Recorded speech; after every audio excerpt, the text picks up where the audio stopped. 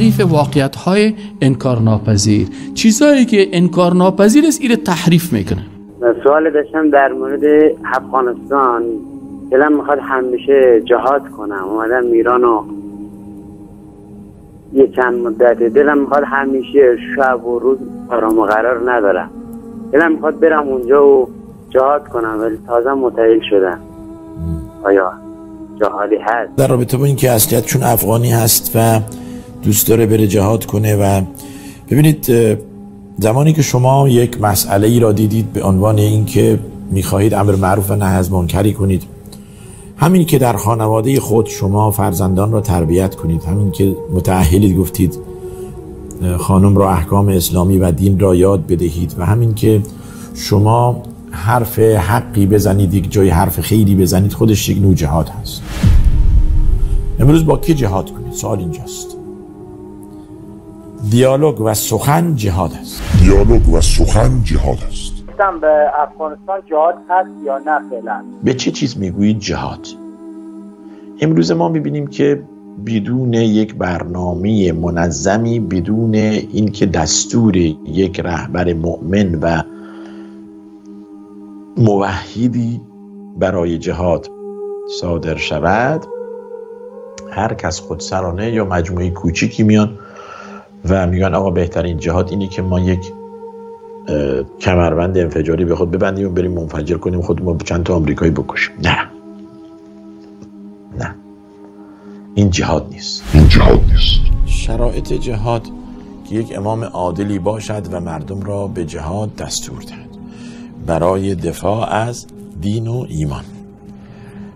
فعلا که در این زمان در این سالها سراغ نداریم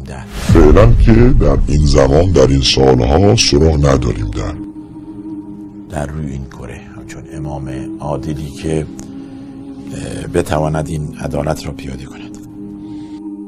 همیشه شما سعی کنین بسیار چیزای واقعیت‌های اسلامی که هست اینو تحریف کردن، تغییر میدن.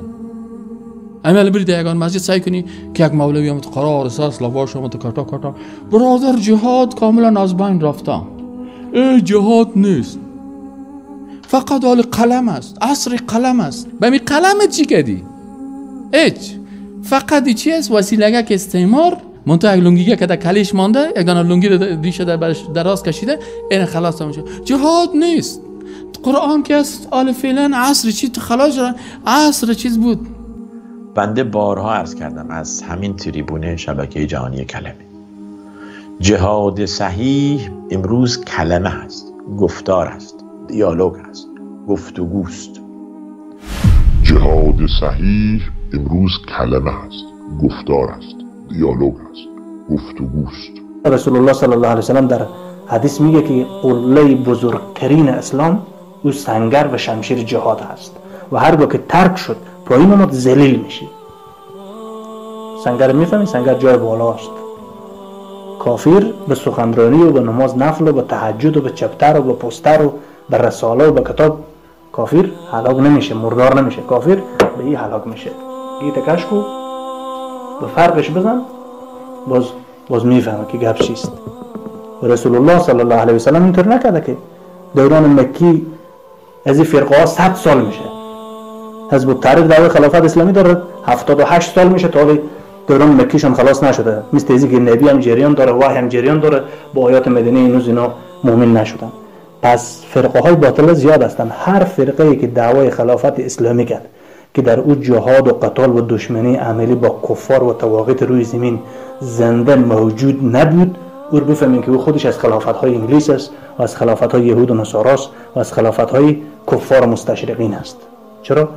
خلافت بدون از جهاد و قتال نمیشه.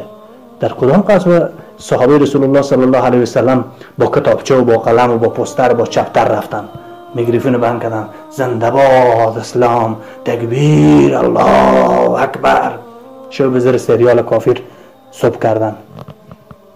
و روز دخترشان با مردی اجنبی در پانتون ششته بود و نصاب پانتون هم درش آمریکایی از لندن جور کرده بود آورده بود به نام حقوق بشر، به نام حقوق زن و به نام دموکراسی و به نام سکولاریسم، به نام های مختلف.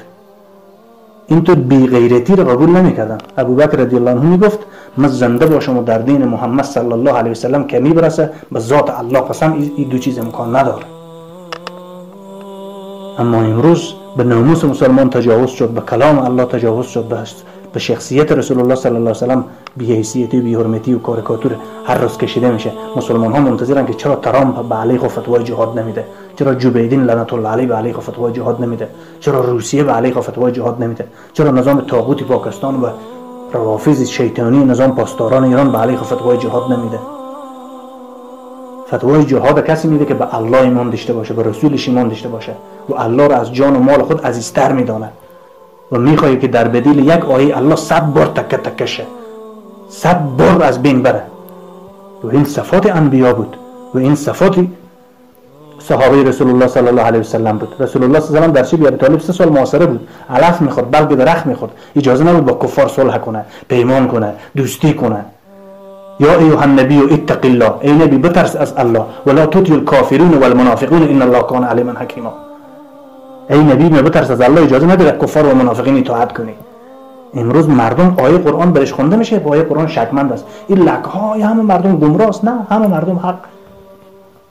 نه، قرآن مشکل داره، الله و رسول مشکل داره، این همه مردم درست است کارشان. فقط شما به کار الله و رسول شک داره، نعوذ بالله.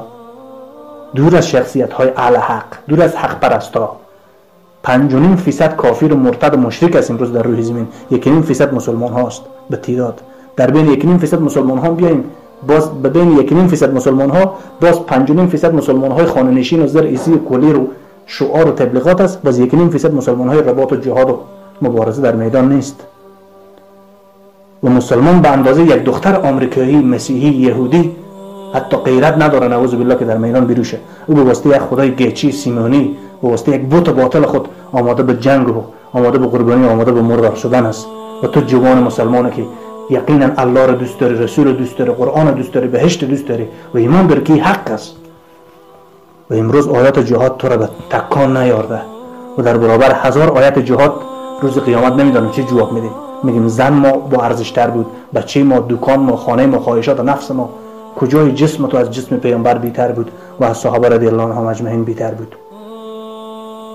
پس مؤمنین و مسلمان ها باید بدانند همون نظامی که الله و رسول تعیین کرده معیار اعتبار است، گروهانی. الله جل شانه در چندین جای قرآن کریم حکم میکنه الذین ان مکناهم فی الارض، یقینا کسایی پیدا میشن در روی زمین که ما حاکمیت اسلامی رو به اونها میدیم و اونا حدود الله رو در روی زمین تطبیق میکنن و جهاد تا روز قیامت ادامه داره، با کفار مبارزه میکنن. اونا کیست؟ ما نمیشناسیم، به ذات صفات الله قسم است میشناسیم. اگر نمیشناسیم ایمان به الله و رسول نداریم، اگر نمیشناسیم قرآن رو نمیشناسیم، اگر نمیشناسیم الله و رسول رو نمیشناسیم. کدام عقل است که امروز دوست و دشمن رو تشخیص نمیکنه؟ به کار دنیا و تجارت و اسباب و ذرایع وسایل هر چیز میدانیم، چرا به دین الله نمیدانیم؟ پس برادرای عزیز و مخلص، یگانه صفاتی که سبب عزت مسلمین میشه و سبب ذلت تمام کفار و طواغیت روی زمین میشه، او همون صفاتیه که رسول الله صلی الله علیه و سلم و صحابه و تابعین و تبع تابعین عمل کرده بودن. اگر دوستی و غلامی و پیمان و اطاعت از کفار جواز داره، پس امام مهدی رحمه الله چرا ظهور میکنه؟ عیسی علیه السلام برای چی میآید؟ پس این شهادت و این درجات شهادت و جنت برای کیست؟ پس این صحابه که بعد از وفات رسول الله صلی الله علیه و سلم 50,000 صحابه شهید شده، چرا اونها این صلح و دوستی و این شریعتی که امروز بعض غرب زده ها و بعض تربیه شده های روس و آمریکا و نظام های طاغوتی فهمیدن، چرا اونها نفهمیده بودن؟ این چی رقم قرآن است که بر 15 سال 20 سال 30 سال 1000 سال تو از زندگیت گذشته، باز هم تو یک روز به کفر مبارزه میکنی، روز دیگه غلامی و اطاعت کافر میکنی. قرآن کتاب الله است، مشخص است، اکثر مهم نیست، زیاد مهم نیست. تاریخ مهم نیست، هر چیز زیاد تاریخ داشته باشه. تورات، انجیل و زبور قبل از قرآن تاریخ داره، اجازه عمل نیست برش. الله جل شانه میگه اکثر لا یشکرون، لا یؤمنون، لا یعقلون. اکثر عقل نداره، اکثر ایمان نداره، اکثر نمیدونه، اکثر کافر است. الله میگه مردم چی میگه؟ هر چی که زیاد باشه. هر چی که با قرآن برابر باشه، هر چی که به سنت صحیح رسول الله صلی الله علیه و سلم و صحابه کرام برابر باشه. پس جوانهای مخلص، مؤدب، دین دوست، برادرها و خواهرای مسلمان، مطالعه کنین، تحقیق علمی خود پیش ببرین. همیشه گدایگر و مسکین نباشیم در هر چیز. ما باید دین خود خوب بفهمیم. قرآن فقط بوسه میکنیم، به چشم خود میزنیم، بالا میگذاریم. در رمضان دیگه هر کدوم ما باز پیش مولا صاحب میریم 4 ختم و 5 ختم. مولا صاحب 2 ختم قرآن ما کردیم، باز 4 تا ختم ما کردیم. با آیات ازی که عمل میکنیم. آیا این همه آیاتی که رسول الله صلی الله علیه و سلم 27 غزوه، 28 غزوه، 19 غزوه، 20 غزوه در جهاد پاهای مبارک خونالود شده، دندان شهید شده، به سرش خنجر خورده. تمام انسانیت از مشرق تا مغرب، از شمال تا جنوب، تمام مخلوق به ذات و صفات الله قسم ارزش و فضیلت و شرافت 1 ساعت رسول الله نداره. اگر یک غلامی و بردگی و یک بی‌غیرتی جایز میبود، نعوذ بالله معاذ الله، الله پاک میگفت که 1 قطره خون رسول الله در جهاد نرزه، رسول الله صلح کنه. بعد از صلح حدیبیه چندین صد آیات دیگه نازل شده درباره جهاد و قتال، چندین غزوه دیگه نازل پیامبر صلی الله علیه و آله عملی کرده. بعد از صلح حدیبیه رسول الله صلی الله علیه و آله 700 تا یهودی در یک غزوه بین قریظه سر بریده که همین که شمشیر زده کلش اون طرف رقص میکرده، بدنش اون طرف رقص میکرده. پس ما اعمال ما هرگاه که با قرآن و سنت موافق بود، به روش صحابه کرام و تابعین موافق بود، ما مسلمان و مؤمن گفته میشیم. همونطور که منکر نماز و روزه و حج و زکات و نکاح پیامبر کفر است، منکر حکومت داری پیامبر هم 100 میلیون مرتبه کافر است. چرا؟ حدود الله یک عبادت است، قصاص یک عبادت است، دشمنی با کفار یک عبادت است. ما با این آیات الله چرا اختلاف میکنیم که الله میگه شدید علی الکفار؟ با کافر متشدد باش، سختگیر باش. اگه کافر تو رو افراطی نگفت، اگه کافر تو رو خوارج نگفت، اگه کافر تو رو تروریست نگفت، پس بفهم که در کفر داخل هستی، نعوذ بالله. چرا که دشمنی تو نیست؟ دشمنی که نداشته باشه باز دوستی میگه، دوستی باز کفر است. با کفار دوستی کردن کفر است. الله میگه براءة من الله و رسوله. الله بیزاری جسته، رسولش بیزاری جسته از مشرکین. و تو چرا بیزار نمیباشی؟ الله دیگه با قرآن کریم چی بگه؟ اسم شما رو بگه، ای که نعوذ بالله معاذ الله کتاب ثبت اول نفس نیست که نام بابا و اجداد شما رو ذکر کنه، فلانی ولد فلانی، ای تو کفر نکن. الله اعمال میگه، اعتقاد میگه، الذين يتخذون الكافرون اولیاء من دون المؤمنین. کسایی که به غیر از مؤمنان کفار به دوستی میگیرن برای حضرت و طلب، اینها باز سرانجام هم جهنم است. فمن يتولهم منكم فانهم منهم. هر کس از یهود و نصارا دوستی و تابعداری میکنه، چی به قانون، چی به محبت، چی به هر چیز، با کفار حربی، این از شامل یهود و نصارا است. خود نماز خود یهود است، خود روزه خود یهود است، خود کلمه خواندن خود یهود است. چرا؟ شرط کلمه خواندن است که یکی از فرایض کلمه است که تا وقتی که میمیری دیگه کفر نکنی، شرک نکنی، با کفار دوستی نکنی، با مسلمان دشمنی نکنی. این شرط کلمه است، یه فرایض کلمه است. فرض کلمه رو بشکنی از اسلام بیرون میشی. پس مسلمان ها باید سیاست خود از اسلام یاد بگیرن، نه از فرقه های باطل، نه از کفار، نه از سازمان بین الملل که میای براتون میگه که حقوق بشر الله و رسول نداده، الله و رسول قرآن شما ظالم بوده، به بشر حق نداده. ما به نام حقوق بشر قانون یهودیت و نصرانیت و مسیحیت امروز میاریم باز به سر شما چی میکنیم؟ تطبیق میکنیم. یک مسلمان یک ذره عقل و ایمان داشته باشه به ذات الله قسم هست که حق و باطل خوب درست میفهمه و به روشنی میشناسه. الله جل شانه به ما شما توفیق بده که ما شما حق یاد بگیریم، به حق عمل بکنیم.